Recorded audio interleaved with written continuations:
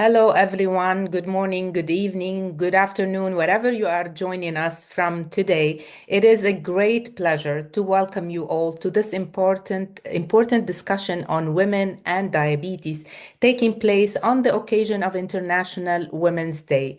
This marks our sixth edition of this annual event organized by DiaLab, reaffirming our commitment to raising awareness about diabetes and its impact, especially on women.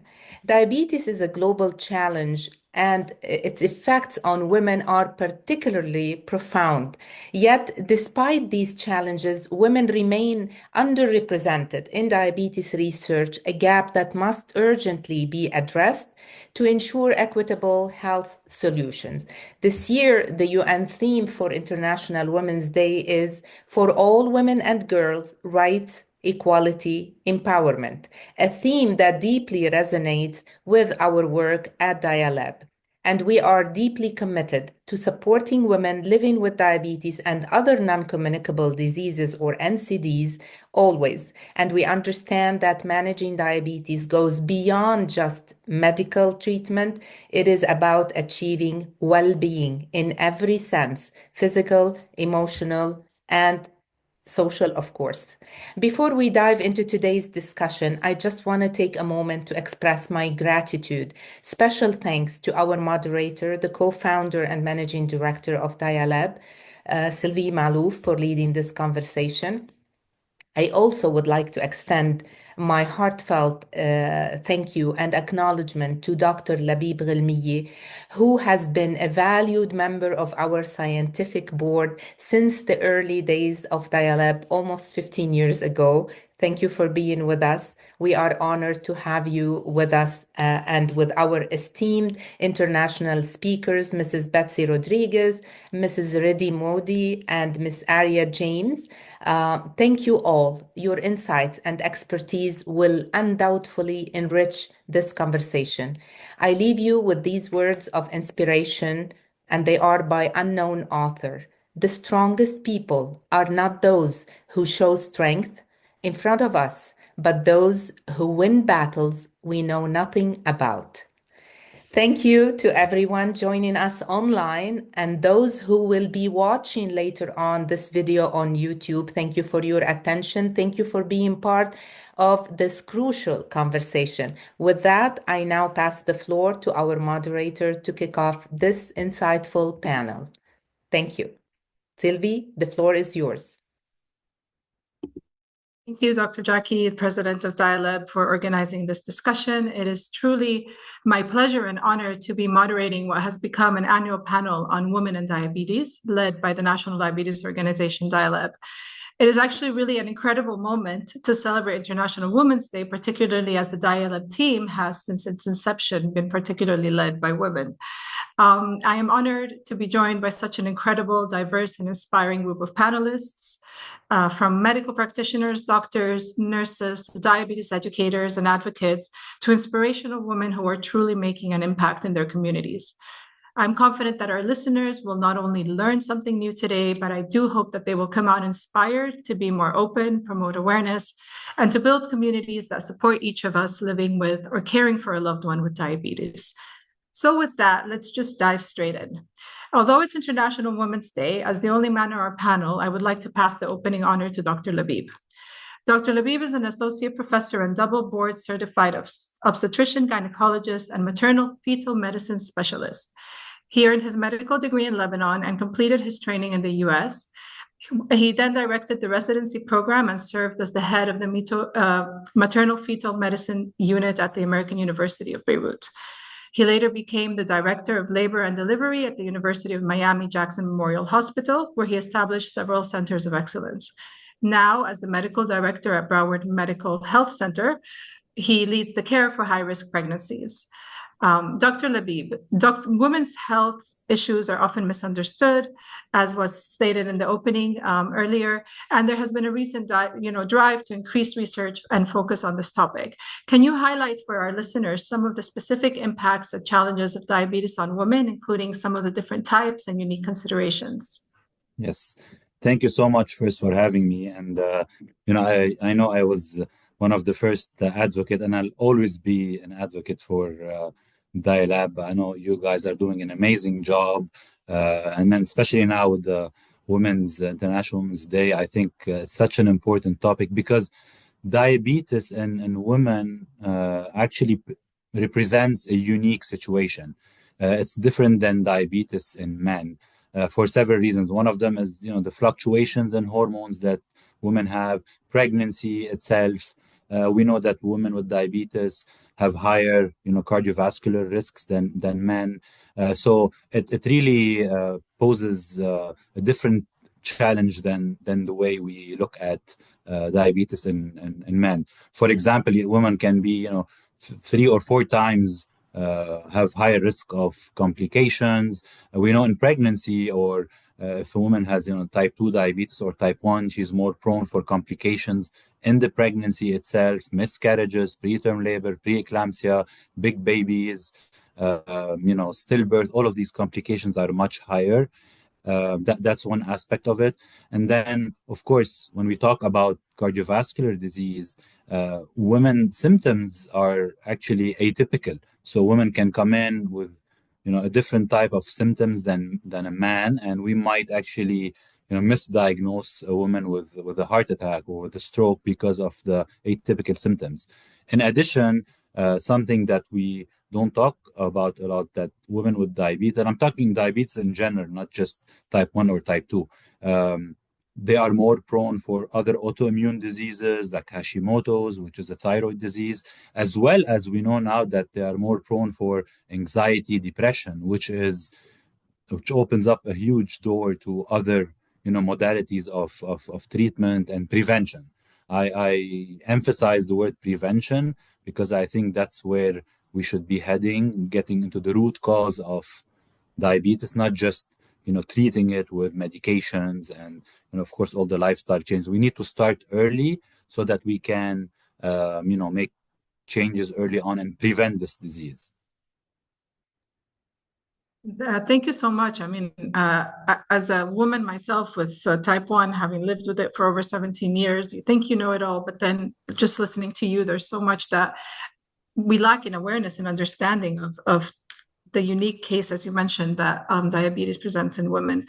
And with that, it's so important to really highlight awareness and diabetes education. And I want to move to what our second guest, Ms. Oria James, who's a consultant at the World Health Organization and the Global Diabetes Compact. She was diagnosed with type 1 diabetes in childhood. She developed a deep passion for research and advocacy of chronic non-communicable diseases.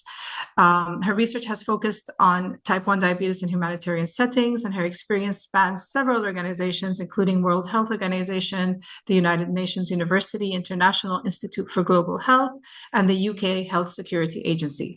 She has engaged in diabetes advocacy in schools and political settings across Canada as well.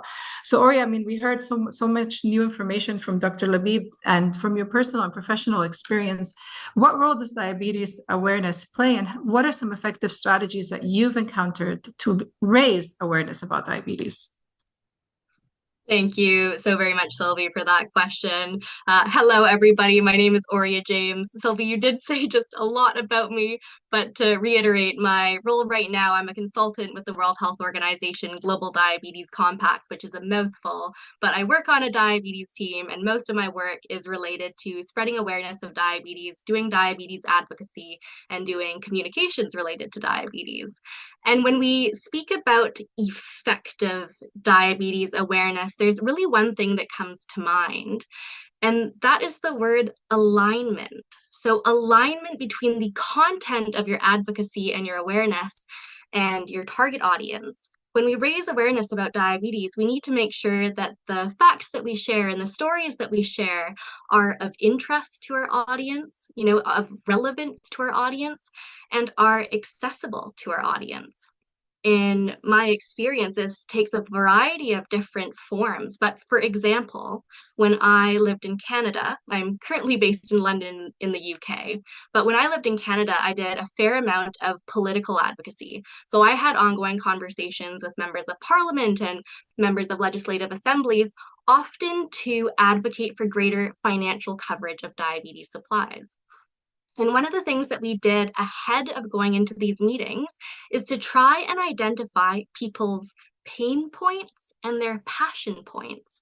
And I know that this might sound like, slightly manipulative, but basically what we wanted to know was what people really cared about so that we could cater our information about diabetes to what they were interested in. And so, person A, for example, we might come to learn that they're a really facts-driven person, they're a statistics and they're a data person. And in that diabetes awareness conversation or in that advocacy conversation, what we do is bring in the economic analysis, the financial burden numbers, and the amount of money saved if, for instance, more diabetes coverage were provided to Canadians. Whereas with person B, perhaps we come to learn that facts do nothing for them and they don't care about the statistics, but they're really into storytelling. Maybe they're very active in their grandchildren's lives. And in that advocacy conversation, even if the end goal is the same, to talk about the coverage of medical supplies in Canada, we would go in perhaps with stories of lived experience. I would speak about my diagnosis as a child and, kind of the emotional and psychological turmoil I went through when I wasn't able to afford the medical supplies that I so duly wanted, the medical supplies that were going to make my life a lot easier. And you can see in these two instances, the end goal is the same. We want to advocate for better policies, better coverage, and better care for people who are living with diabetes. But the avenues there, right? The strategy to get there is slightly different. And, I know that in this case, I'm talking about specific people, but this kind of a mindset of alignment in advocacy can be applied to any advocacy setting. I used to do a fair amount of diabetes education as well. I used to travel to primary schools, to the classrooms of children who are recently diagnosed, so age 6, 7, 8, quite young in their diabetes journey. And in those presentations or in those conversations, it wasn't going to be about evidence. And it also wasn't going to be about emotion. In those conversations, to be honest with you, it's about entertainment. I wanted to be memorable. I wanted them to be engaged. I wanted to be colorful and loud.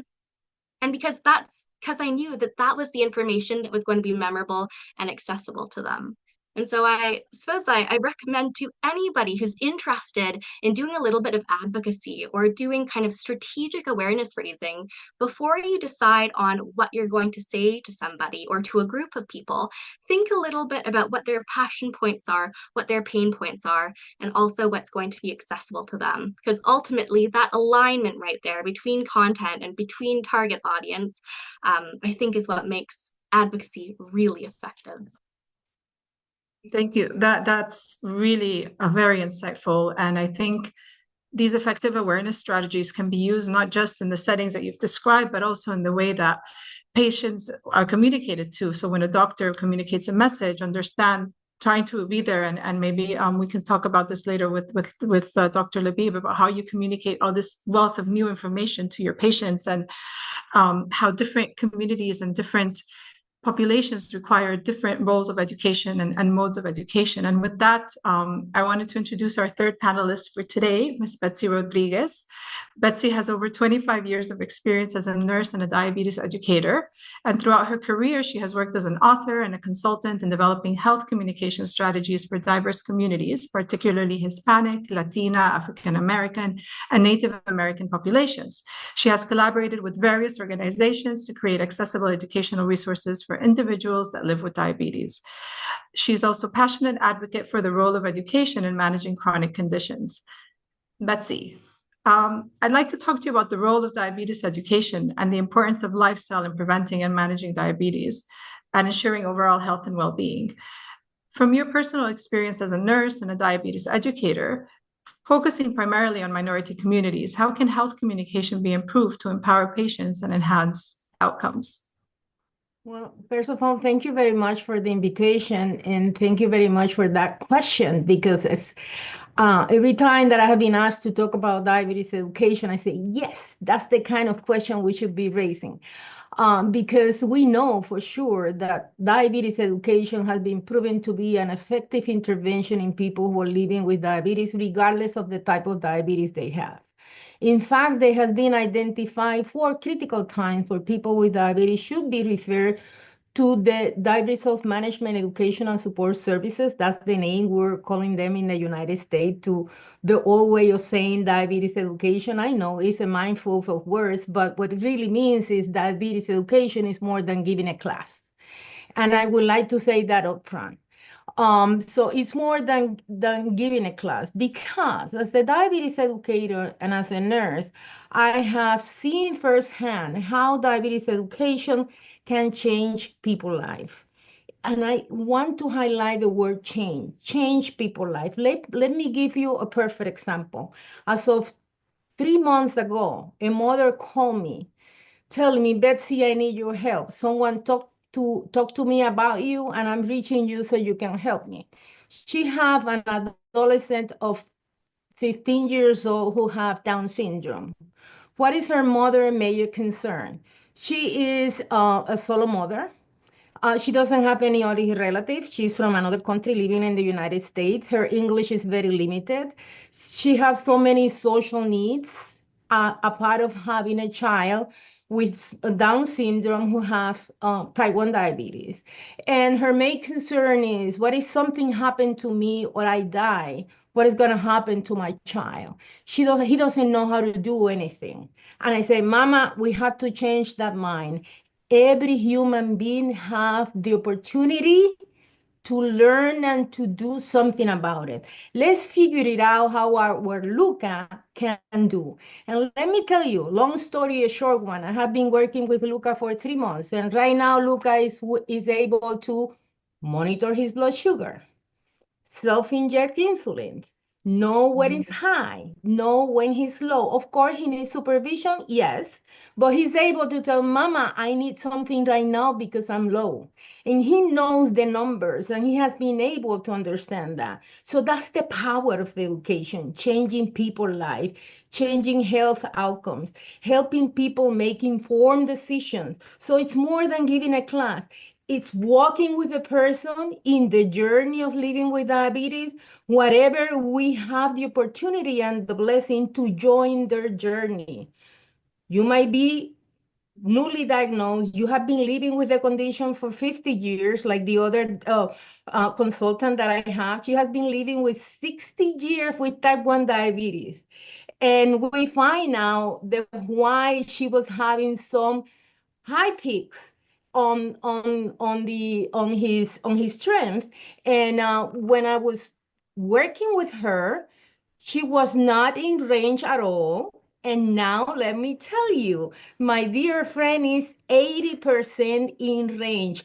Minimum intervention we were doing with her, just getting to know the impact of certain things that she was eating at the right time with the right dose. Because let me tell you, those of us who live with diabetes, we become mathematics.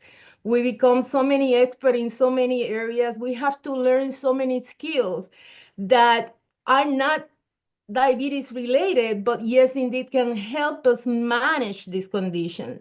So when we're talking about living with diabetes, it's looking about health literacy level, numeracy level, social determinant of health, um, the loneliness that many people are experiencing, food security. There's so many things that impact, because when we think about diabetes, we think about the impact diabetes may have in the body, but diabetes mess it up with every corner of our life. I am witness that in my own flesh through the eyes of my daughter, who have been living with type 2 diabetes for more than 30 years. So diabetes education can really make an impact. And I wish that every person who's living with diabetes will have the blessing that a diabetes educator touch their life and help them be empowered and learn the skills, get the knowledge, identify the resources, identify the tools that are available, find organizations that can give that social support. The Blue Diabetes community make an important aspect for the social and emotional burden that sometimes diabetes can make on all of us. Let me tell you, right now, I have been able to lower my weight from 345 pounds to 170. And suddenly I Amazing. started experiencing low blood sugars, of course, because I'm doing a lot of physical activity and I have been doing everything I know possible to avoid those lows, and still I'm having them. Well, my coach, who doesn't know anything about diabetes, was the one who has been helping me. And now I have been able to decrease the lows by less than 1%. That's amazing. So that's how getting the knowledge that I need, but also the skills, but also the tools, but also the support that has been helping me, who has been living with diabetes for many years. And I consider that I know some about it. Still, I need the help of others because it requires more than one to build a village for those of us who are living with diabetes. And last comment that I want to make, Sylvie, is when I was listening to Dr. Levy, one set of women came to my mind, and those are the women that live with gestational diabetes. Why? Because those are usually lost in the system. And those can develop type 2 diabetes later on. And the science already has said the impact they have on their children as well. So both of them has to be followed. And I would like Dr. Levy to, when you have the chance, to expand a little bit of there, because I think that those women are lost in the system, and we need to make sure that they are followed correctly so we can avoid the development of type 2 diabetes, because we know that they're prone already to develop type 2 diabetes. So thank you. I mean, congratulations on your achievement. That is fantastic. And knowledge is power. Right on, spot on. There's nothing more powerful than an empowered patient that has knowledge. And, it's interesting what they say, those who can't do teach. So you're an educator, but you also need an educator to support you, because there is, like you said, it's a constant mental, physical, overwhelming strain that is never going away. So we need support ourselves while we help others. And I think from my personal experience, there's nothing more powerful in terms of providing that knowledge and awareness and support than having a role model. And with that, I want to move to our last but not least panelist of the day, Ms. Riddhi Modi. She was diagnosed with gestational diabetes in 2005 and has been living with type 1 diabetes since 2015. She's a certified diabetes educator and global diabetes advocate, and a fitness ambassador for strength training, running, yoga, meditation, and much more. She is a DDoC voice and Blue Circle voice advocate, and leads and actively engages with several communities, including the International Diabetes Federation, Breakthrough Type 1 Community, Empower Type 1 West Zone, and many others. Riddhi, your passion for fitness and advocacy, combined with your personal experience, makes you an incredible role model for the diabetes community.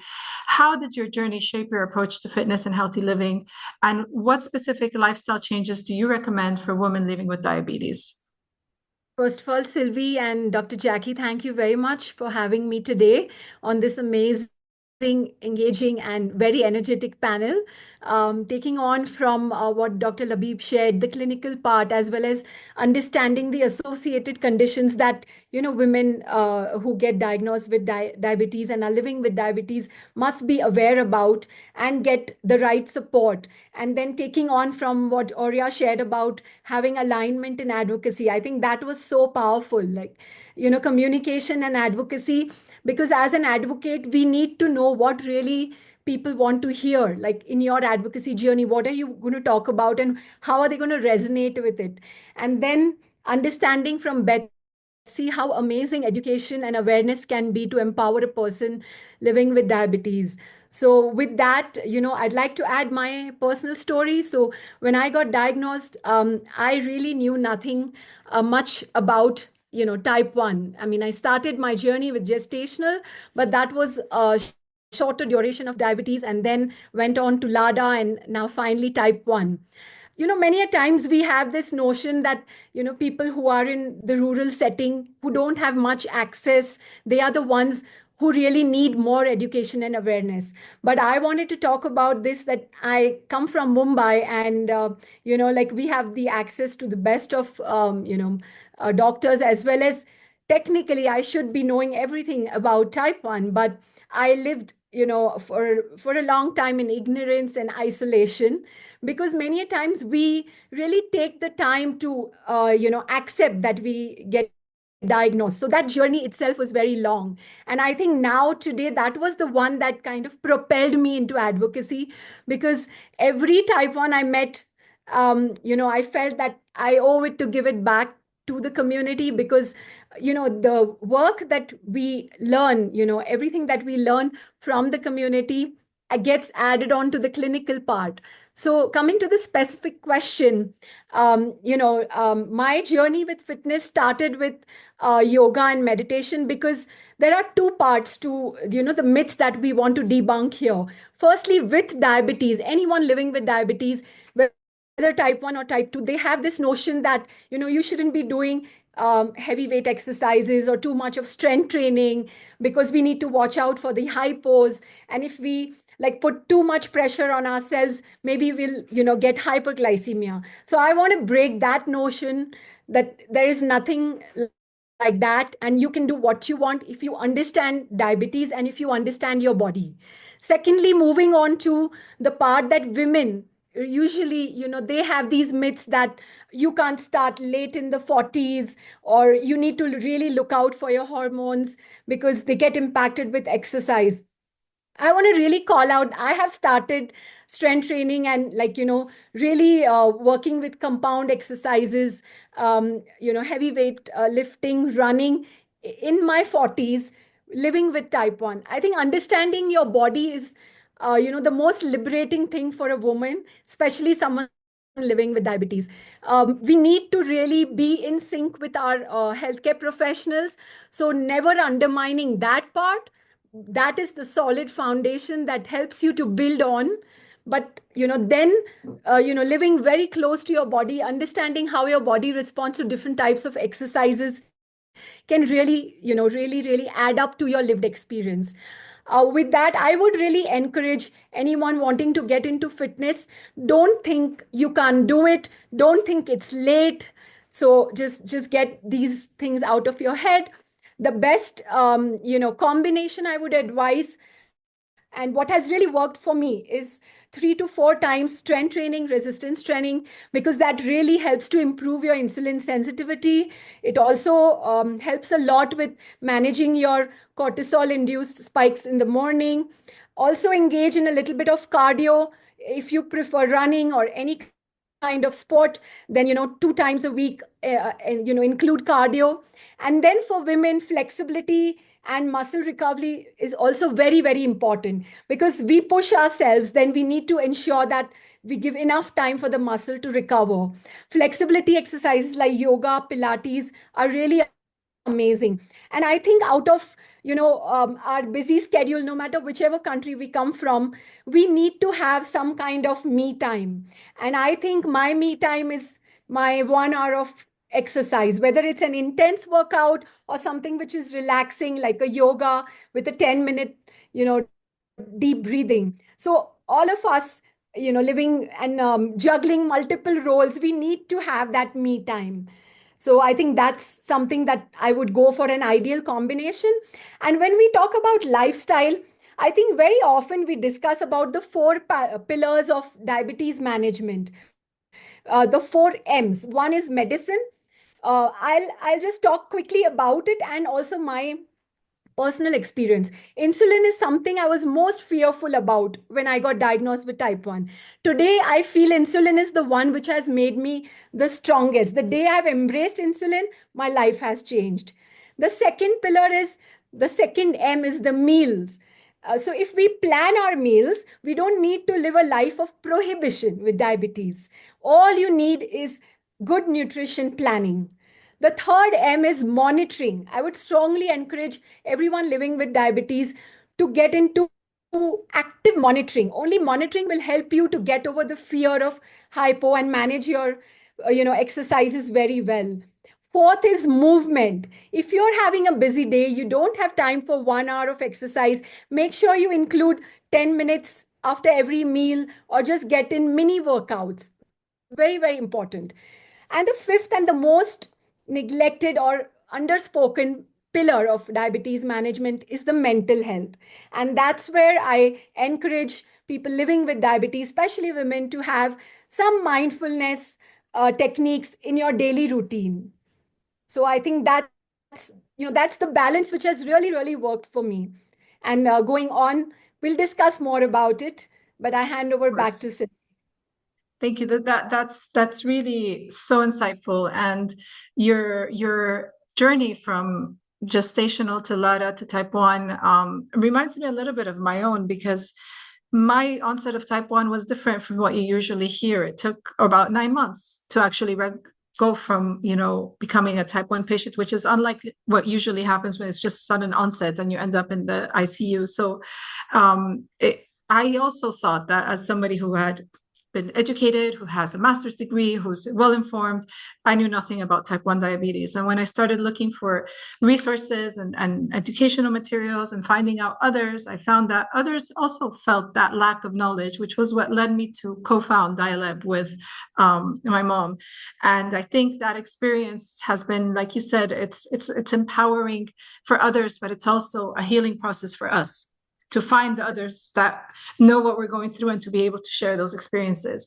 I want to go back to Dr. Labib. There's a few things that were mentioned when we think about the journey of women in diabetes, from the specificities of knowledge, from the alignment of the messaging. So the messages that we heard, for example, I've been told myself that I shouldn't be boxing excessively, that I shouldn't be running, to be fearful of hypos, whereas we're sometimes, as type 1 patients, we know our bodies better than anyone else because we lived in it, we are experiencing it. So you've been advocating, Dr. Labib, about this holistic wellness approach and more integrated care approaches. What are your thoughts on that, and what policies can be put in place for doctors to do better and be more integrated in their approach for patient care? I think, going back to, what everyone was saying, one of the major things that physicians need to do is to learn and educate themselves daily. Like now, I just learned so many things from Oria, from Reedy, and from Betsy.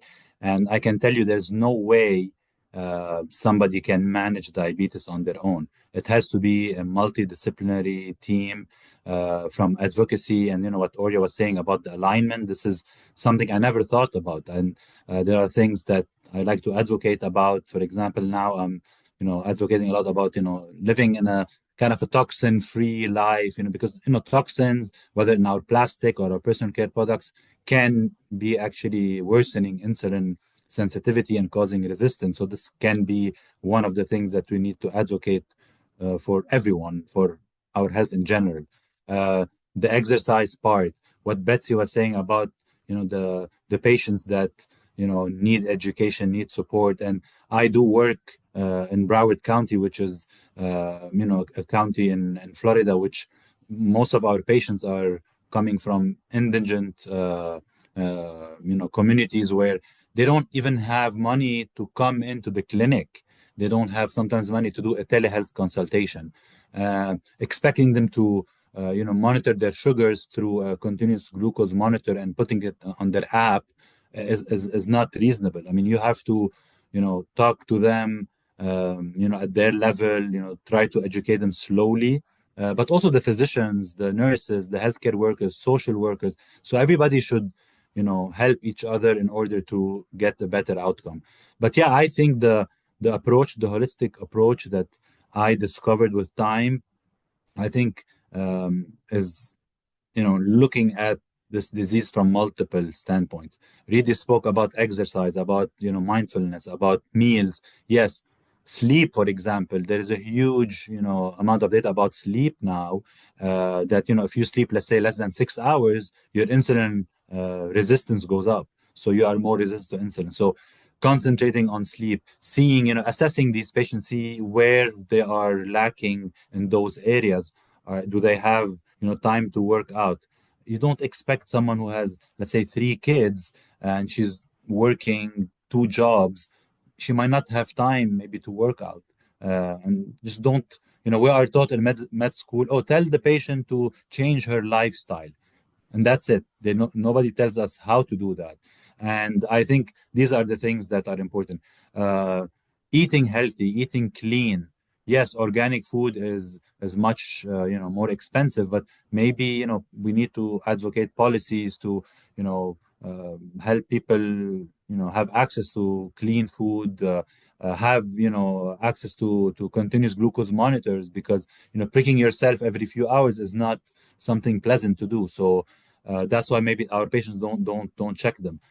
Talking, Betsy was talking about gestational diabetes. Yes, unfortunately, a lot of those patients come in, they don't have a machine, they don't have money to buy a machine or lancets or anything to check, or strips to check their sugars. So how do I expect them to check their sugar?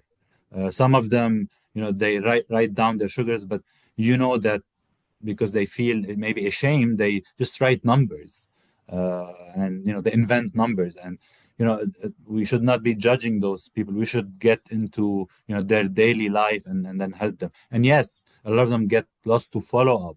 If you look at the postpartum visits that we get, because we run a high risk clinic, I will say maybe 40% will show up to their postpartum visit. They have no transportation, they have no time to do that. But going back to women especially, and diabetes, other than all these atypical things and the way the disease is, um, it presents. Also, we should not forget about women going through menopause. Also, the low estrogen in their body can affect their sugar. It's much harder to control women in their menopausal stages. So this is also very important. Getting back to the food, to the gut, a lot of talk about the gut. Yes, there is evidence that our gut can influence insulin resistance. So we really need to work on people's gut, on their sleep, on their movement, exercise, what type of exercise. Now we're getting more into the genetic testing and nutrigenomics to see what food can affect their genes and how genes can affect their food and their. So not everybody will benefit from this certain diet. We have to tailor diets to certain people. But I think going to the basics, we should put ourselves at in the place of the patient, go day by day, see how she is living, and try to tailor something according to their life. And then use all the support system, from advocacy to fitness professionals to nurses to. So again, physicians, I can tell you, probably physicians now are maybe the least educated about diabetes. With all my respect to endocrinologists and even OBGYNs, and we just the patient comes in, we look at the numbers, and oh yeah, increase her insulin, lower her this, that's it. But we don't know what's happening behind the scenes. So I think what everybody was saying about the pillars. Yes, I would just add the sleep, which I think is a big factor, and then concentrating on the gut and the toxins, because toxins are really harming our kids, and they might be one of the causes why people are developing diabetes to start with. So maybe starting pre-pregnancy, in the pregnancy, lowering toxins so that our kids will not, because we're discovering toxins in the placenta and the umbilical cord. So what is plastic doing to our bodies? All this inflammation. It's probably one of the contributors, other than, of course, some of the genetic things, and then the food and everything happening. So yeah, I'm gonna stop here and let you continue with the rest of the panel. But yeah, I think already we're maybe halfway, and I learned so much from everyone, and this is amazing. I think having diabetes and living it is way better than reading it from a book, or on ChatGPT or whatever. So I think talking to people like all of you should be one of the advocacies for the medical field. Thank you so much. And I think this is one of the beauties of this panel, and the impacts that we aim to achieve by getting this group together, by having the medical professionals, the nurses, the educators, the patients on this group. And I hope that you will have some of your colleagues potentially listen in and recommend it, because I think it can be a learning experience, hopefully for them, and also to inspire general people living with diabetes, or supporting or caring, or just wanting to raise their awareness.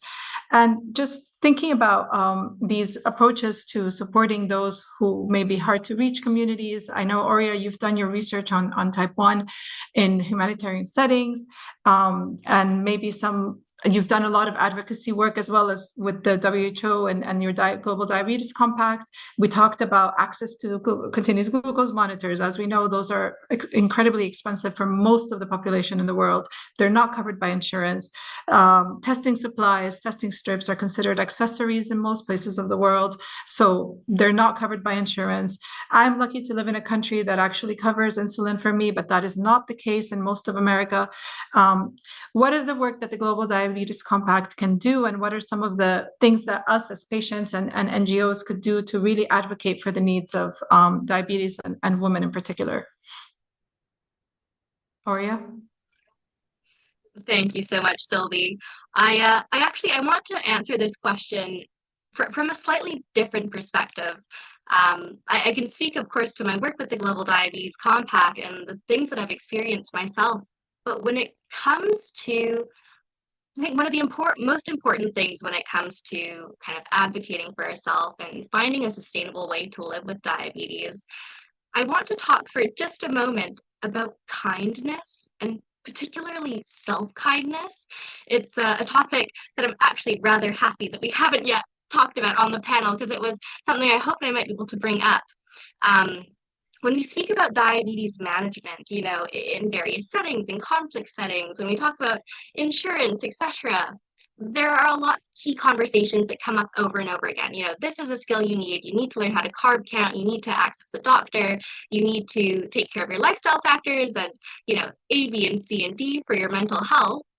But what I don't hear a lot of rhetoric about in the global diabetes community, whether it be from the research side or the advocacy side or the education side, is this idea of your relationship with yourself and the kindness that you turn towards yourself.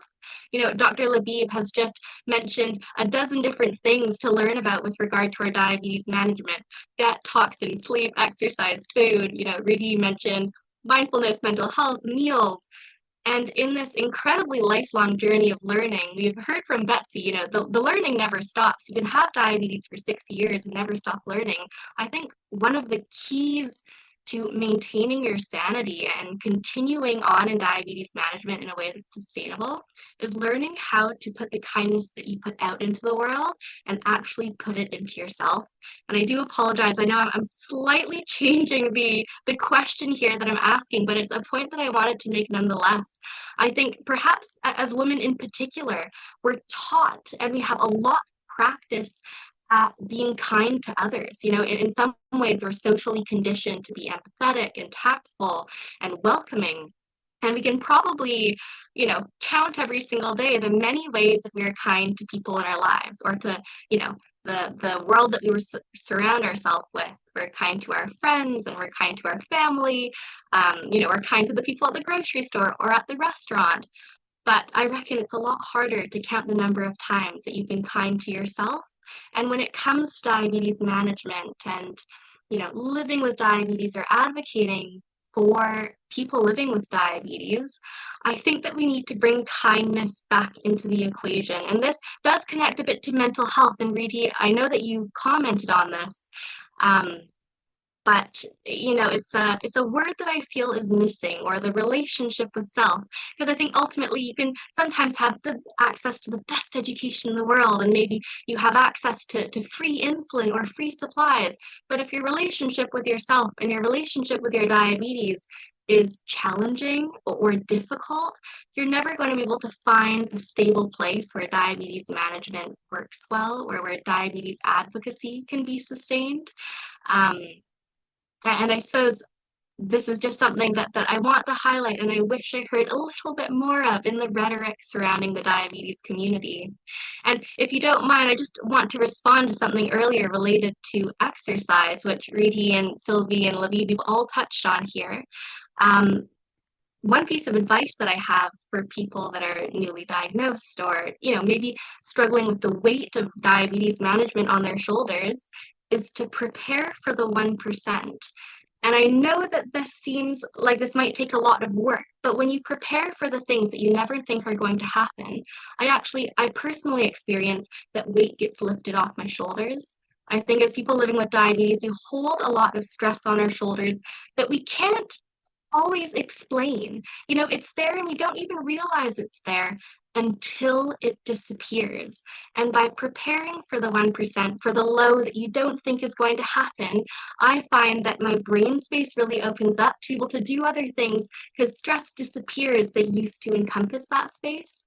I used to do a lot of well, I live in London now. There's less nature here, but when I was in Canada, I used to love canoeing and camping. And one thing that I did is I brought 3 times as much sugar or low blood sugar supplies with me as I thought I needed, and I would disseminate it among the people that I was camping with. And so, in one instance, I was camping on an island, and you hang your backpacks in a tree overnight, far away from your campsite, so that animals don't get drawn close. We had rats eat through an entire backpack and eat the whole sugar supplies. But the flip side to that is that I had some sugar that I kept with me in a metal water bottle, and we had buried it under the ground. And this is, to be honest, it's an extreme example. But when things go sideways, when the thing happens that you never thought would possibly happen, when you know that you have plan B and plan C available to go to, I think it really opens up how much space there is on your mind to do other things with your life. And it takes a lot of that stress off. And I think that these two pieces of advice here, kind of bringing kindness towards yourself and then preparing for the 1%, combined, those things let us, what's the word? Have a peaceful mind in a way that diabetes education or medical supplies don't let us do. No, I really, I hear what you're saying, and thank you for raising that, because as patients, I think we all have that one moment right before we go into our usual checkups with the doctor where we're just really fearing, what number am I going to get now? I don't want to know what my A1C was, because we're so self-judgmental, right? And then we're going to be told everything we've done wrong every single time. And then we're going to be given the same prescription all over again, but there's no understanding of the journey of what has gotten us there. So you're so right. Kindness on all levels, whether it's from the medical professionals or the community, the family, but also most importantly, kindness to self. Thank you for bringing that up. And I wanted to go back to Riddhi and segue on what you mentioned on mental health and well-being, because Riddhi, you talk a lot about this holistic well-being and how exercise can support mental health. What is your advice to women who are struggling potentially with mental health issues, having been recently diagnosed or unable, or because they feel that they're limited as women to do certain things? What would you tell them to do differently? I would actually start with, taking off from where Oriya just mentioned about kindness. I think we need to be kind to ourselves to begin with. But I think because diabetes is something which is not going to go away, especially with type 1, and it has to be our lifelong companion. I think everyone who gets diagnosed first goes through denial. Oh, how did this happen to me? And then slowly we try to accept it, but that also takes a really long time. Like in my case, I literally took 7 years to get from LADA to type 1, and I was like trying to avoid insulin to not be a type 1. But the day I embraced insulin and I realized that the thing that I was resisting for the longest time is actually my superpower. So I think we need to, as empowered women, like Betsy does with so many people that she supports, I think as empowered women, we need to give this gift to everyone else living with type 1 or any kind of diabetes, to say that not necessarily that whatever you resist is going to be coming in your way as a hurdle. Maybe it's just going to change your life. And now when I look back, I feel I was diagnosed with type 1 because probably this is where I found my purpose. And maybe that's what's making me happy today. But it's not easy, right? Because we have to go through the hurdles and the challenges to reach this point today. So I think my keyword here would be to emphasize on building resilience. Now, usually we talk about physical resilience, like if we are talking about exercise, but here we are talking about mental resilience, becoming stronger, emotional resilience, which we never speak about. Because if we are going through a tough day and you want to break down. As women, culturally, we are not supposed to show our emotions, right? So I think this is where the role of the community comes in, because as women supporting other women living with diabetes, this is where we can be with like-minded people to empower them and say, okay, you're having a tough day, it's okay, like you're allowed to have a difficult day. Maybe you're like trying to cope up with challenges with your menstrual cycle, sometimes that impacts your emotions or moods, but all of this can be tackled only with more and more education and awareness. Because if I know that today I'm going to head for like an intense exercise, but because today this is not the right day to do it, it's okay. Just give yourself a break and just go for yoga. You can do the intense exercise another day. So just starting off with that basic level of kindness, compassion, self-acceptance, and then building on to self-love. So this is the journey that the support group can help with.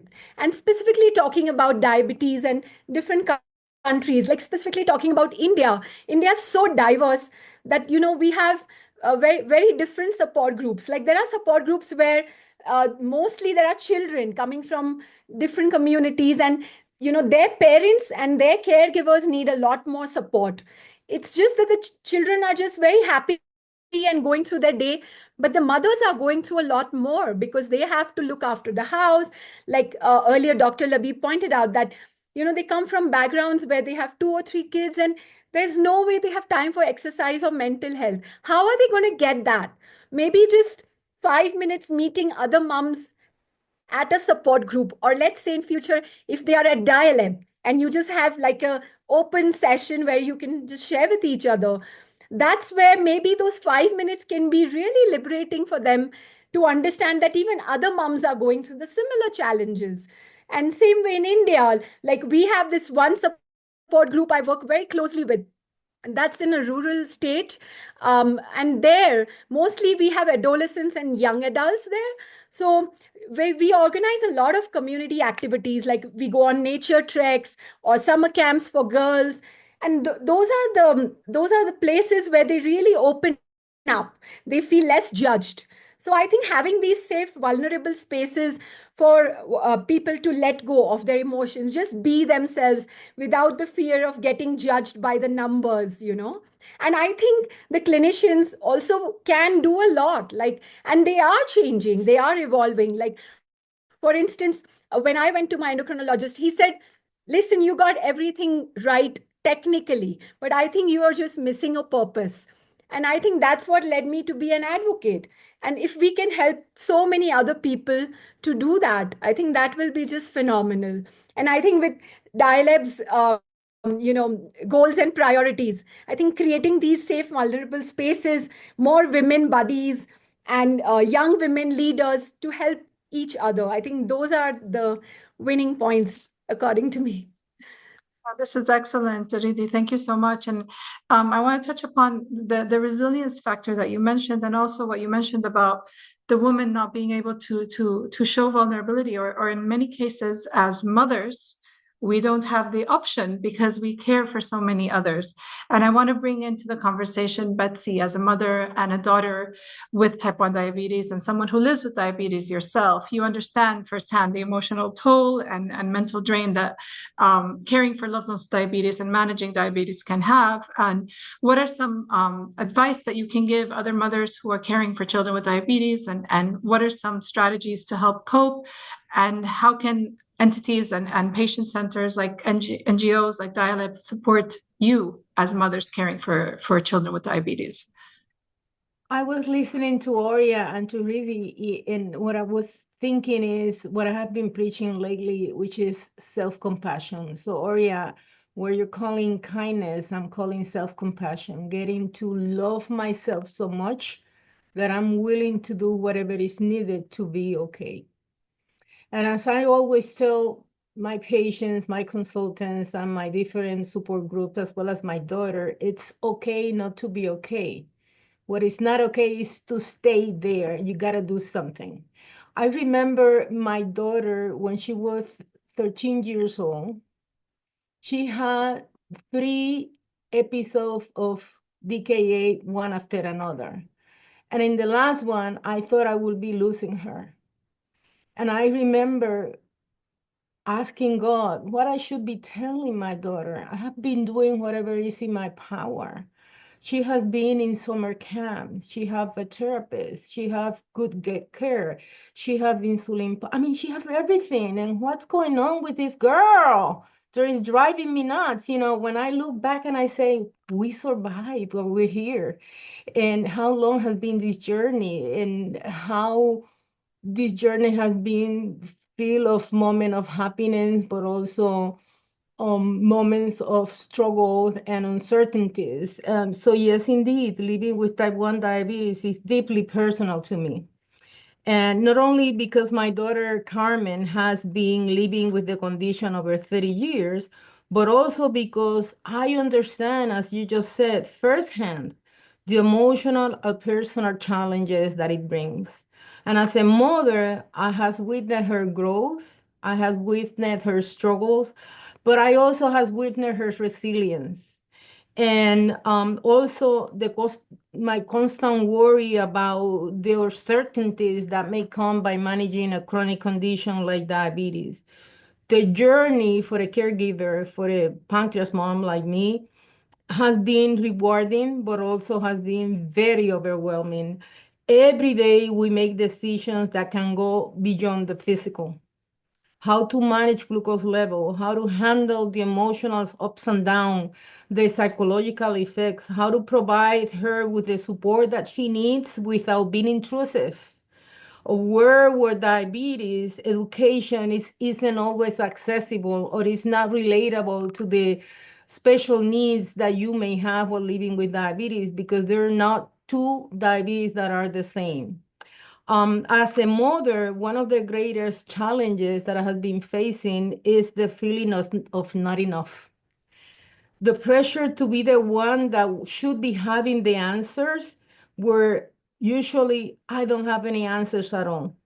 And sometimes that can be suffocating.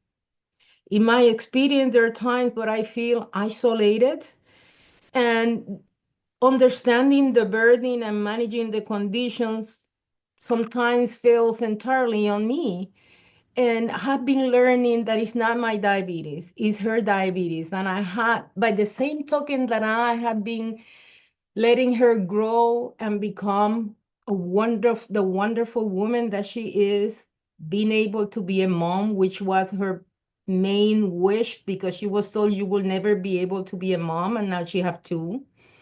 The fact how realized that she feels by being a mom. My Carmen, one of those women, when you ask her, what do you want to be when you are an adult? And she always says, I want to be a mother. She have never thought about being a nurse like me or being something else. She just wants to be a mother. And that is exactly what she is, a mother, to a point that sometimes she forget about her own needs because her two girls are more important for her. And I'm so blessed that she's living here with me so I can continue supporting her in her journey without being in truth is something that is very hard. So I'm learning my limits, my boundaries, let the things go, let her. And she has been able to solve issues and things like that I said, well, mission accomplished. Like the other day, she was having some issues with the Descom 7 now, and she called her diabetes educator, and I was just, far away listening. And I was able to witness the kind of question that she was raising, the kind of dilemma that she was facing, and how she was able on her own to overcome the challenges. And that's what I can say. As a pancreas mom, mission accomplished. I think that that sense of not enough is something that all of the mothers, regardless of their kids having diabetes or not, will always be something that we have right here. It's not enough what I am doing. It's not enough what I am doing. I can do more. I can do more. But then on the other hand, it's the flexibility, the liberty that they need in order to become their own human beings, doing the things they like and enjoy the most. So I think that organizations that DiaLeb and many others that are out there has become a great source of companion. People that are bringing to our life what I'm calling hope. I am from Puerto Rico, and right now there is an organization there called Sugar Free Kids. And I have become very friend of Tanya. And the other day I was talking to her and I say, I wish you were there when my daughter was diagnosed. Back in those days, there were not enough resources in Spanish. There were not enough in our organizations. So you were kind of your own. I got the diagnosis of my daughter and I was told your life will change forever. You will never be able to do the things that you were doing before. She was told you will never be able to be a mother. It was so negative aspect that was presented to us. And we were unable to find the kind of support that we needed at that time. Now we have so many things out there.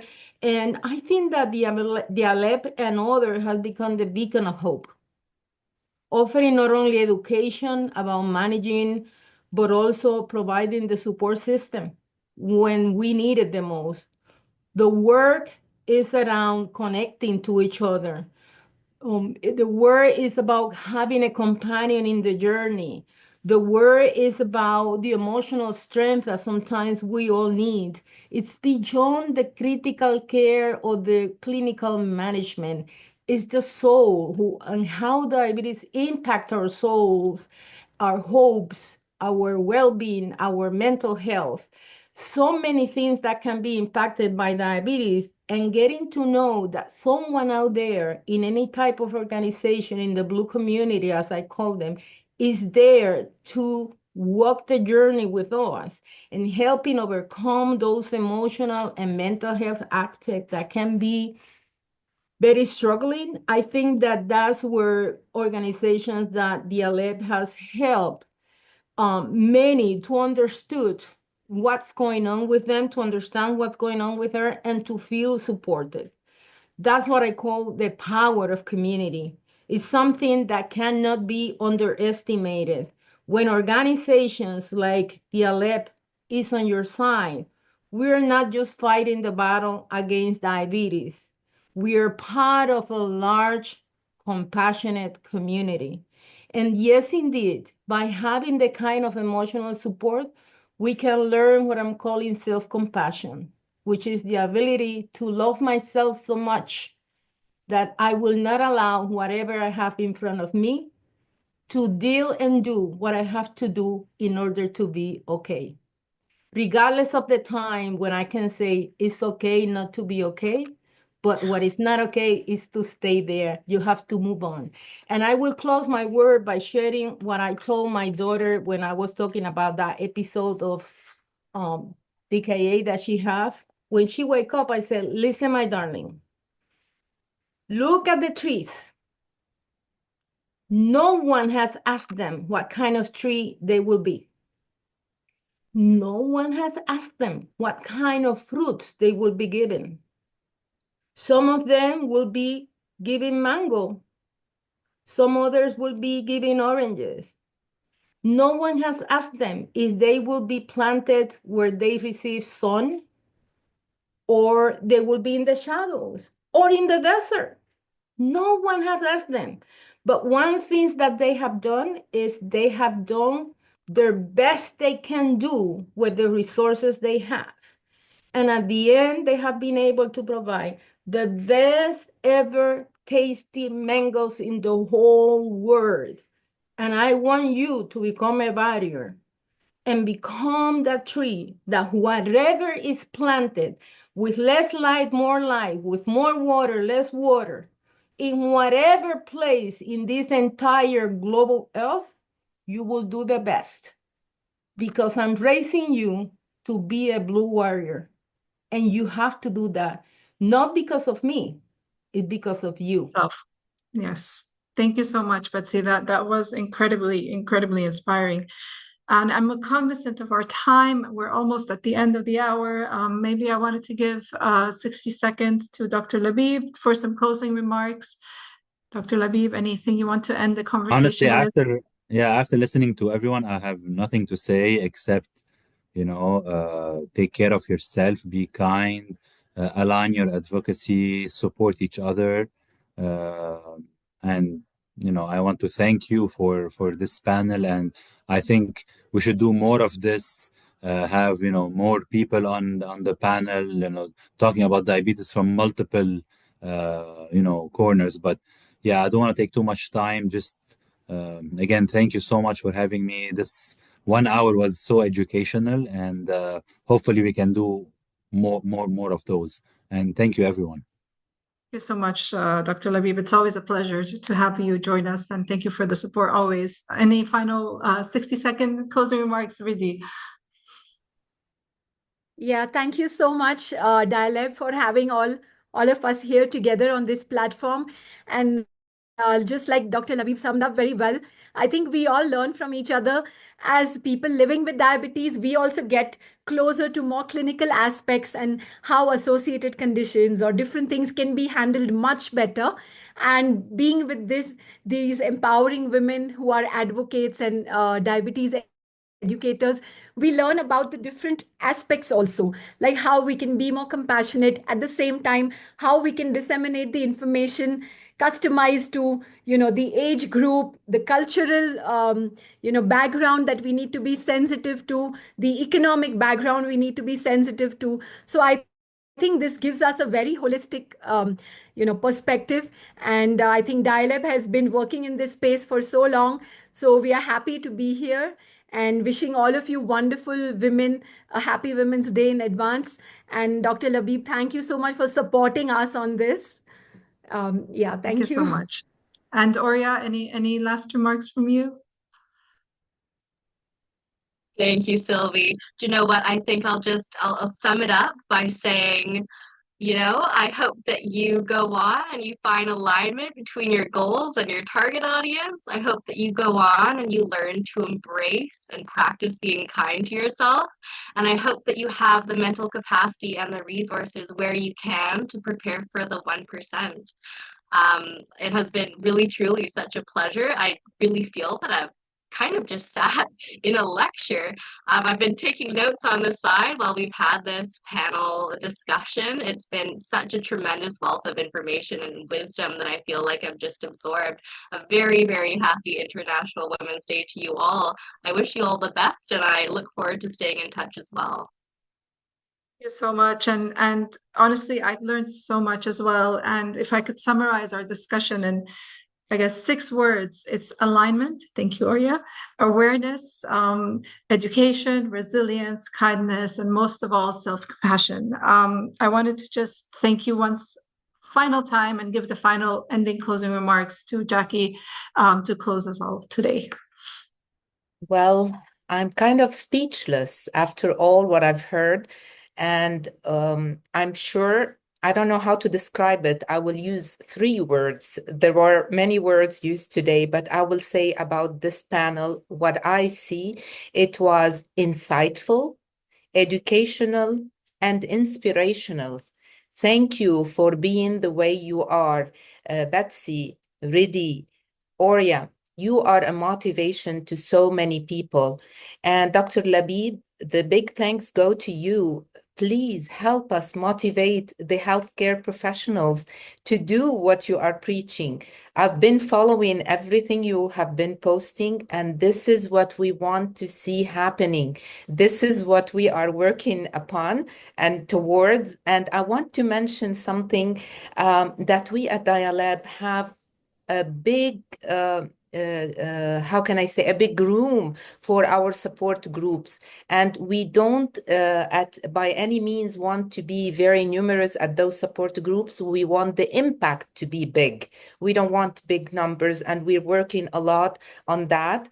I want to say a big thank you to all of you, because for those who are not familiar, somebody living with diabetes have hundreds of decisions to take every day. So for you to be with us, for you to be advocates, for you to be working and thinking of others is really something that hats off to, and we want to thank you for. Thank you, Sylvie, for a great moderation. I couldn't breathe throughout the session, for all the load of emotions and information, and for the great flow that this session have had. So thank you, and happy Women's Day to all of you, especially to the men who support women, especially women with diabetes. So thank you, and we'll stay in touch. Bye-bye.